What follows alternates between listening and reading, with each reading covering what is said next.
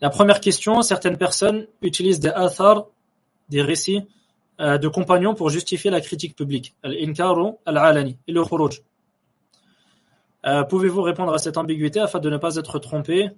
Et que conseillez-vous aux frères et aux sœurs qui ont des parents leur parlant de ce sujet souvent et leur mettant des ambiguïtés? Comme j'ai cité dans cette conférence, ce qu'il convient de rappeler, c'est qu'il y a une différence entre le fait de blâmer ou de reprendre un gouverneur en sa présence et le fait de le blâmer alors qu'il n'est pas présent. S'il est présent devant toi, tu peux le blâmer, même s'il y a des gens qui sont présents avec vous. Il n'y a pas de mal à le blâmer. Comme ceci est arrivé à l'époque des compagnons du prophète, sallallahu alayhi wa sallam. Il n'y a pas de mal à dire au gouverneur que telle chose est contraire à la sunna, par exemple, ou est interdite en sa présence, même si c'est en présence d'autres personnes. Donc ceci est autorisé, il n'y a aucun mal. Ce qui est interdit, c'est le fait de critiquer le gouverneur musulman en son absence, sur les réseaux sociaux, sur Internet, sur le minbar, lors de la khutbah, lors du sermon du vendredi, etc.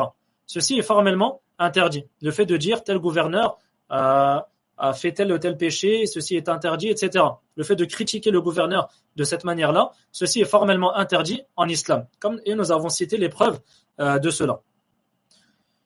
Et tout ce qui a été rapporté des compagnons du prophète, sallallahu alayhi wa sallam, comme inkar, alani, c'était en présence de ces gouverneurs-là.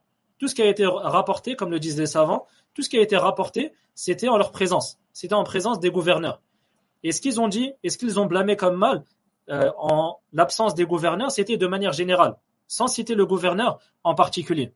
Donc, il disait simplement, par exemple, ce qui s'est passé avec Muawiyah, par exemple, radiyallahu anhu, avec Muawiyah, lorsqu'il a autorisé une certaine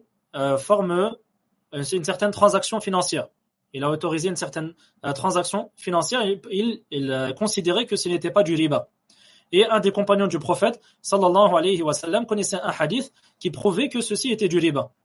Et donc, lorsque Muawiyah a autorisé cela et que ce compagnon a vu les gens commencer à faire cette transaction financière, eh bien, ce compagnon a rapporté le hadith du prophète sallallahu alayhi wa sallam où il interdit cette forme cette transaction financière, car ceci est du riba. Et donc il a fait le inkar sans citer Muawiyah. Et lorsqu'il l'a cité après, c'était en sa présence, comme ceci a été rapporté dans d'autres riwayat, dans d'autres narrations du hadith. Mais sinon, lorsqu'il l'a fait, c'est simplement pour dire aux gens que cette transaction en particulier est du riba.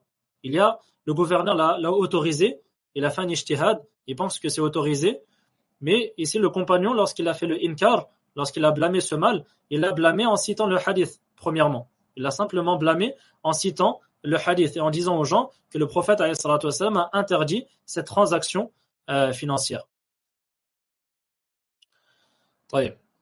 Et donc, par exemple, le gouverneur, il a ouvert une boîte de nuit où il a dit, par exemple, que telle transaction financière est autorisée.